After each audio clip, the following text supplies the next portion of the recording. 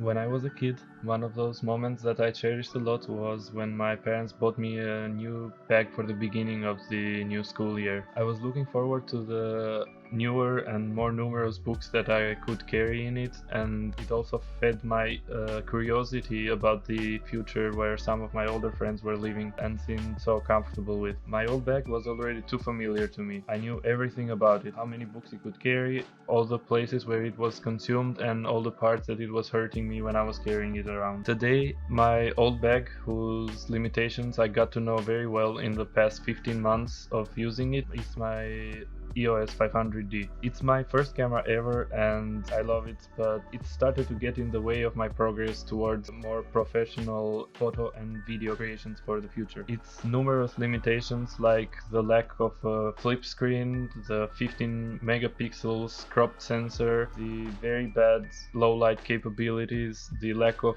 audio input port, and so on, were really starting to make my life harder. I'm going to talk more about how I got this camera in the first place, because I think it's a really interesting story that is worth sharing. But for now, let's focus on the new school year, which starts with the unboxing of my EOS R. This is the first time I'm taking a look inside of the box as well.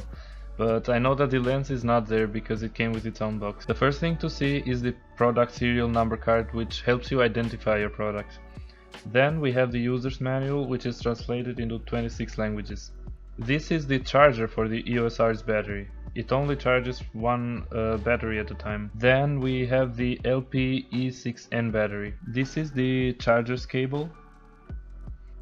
And the last thing on this second floor is the two-sided USB-C cable, as well as the cable protector, which helps preventing any accidental disconnection from the camera.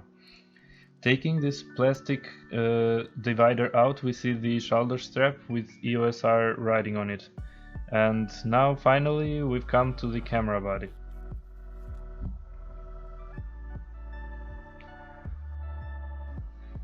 It looks so beautiful. That flip out screen is such a blessing for all of us who want to film ourselves. Now, taking a quick look at the front, if I remove the cover, we can see the nicely covered sensor. If we go to the side, we see the SD card slot, and on the bottom we have the battery slot.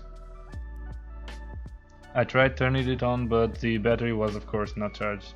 Now we come to the 24-105 f4 till 7.1 lens. Again, the serial number sheet and the user's manual. Both the camera and the lens come with a 1-year warranty. In comparison to my 18-55 EFS lens, this one is just huge. I'm really looking forward to shooting with it.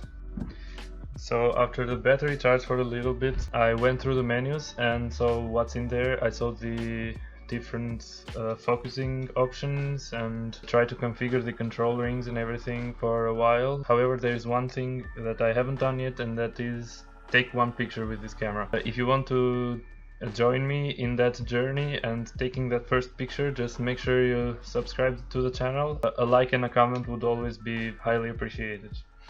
So hope you have had a good time.